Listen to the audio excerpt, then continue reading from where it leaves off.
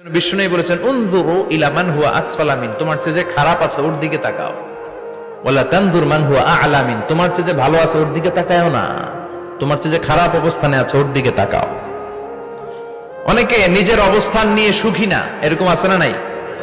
আল্লাহ আমার এটা দিল না রে, ওইটা দিল না রে, পাইলাম না রে, কিচ্ছু হয় না, কি করব জীবনে, হতাশ।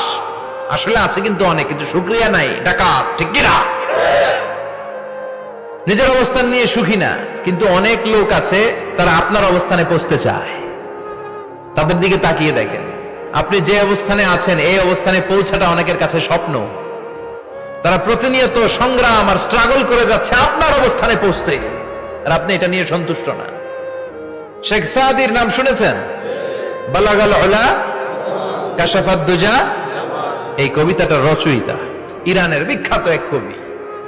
উনি একবার আর্থিক সমস্যার মধ্যে দিয়ে সময় কাটাচ্ছেন, টাকা নাই, পয়সা নাই, পায়ে দেওয়ার মতো জুতা নেই।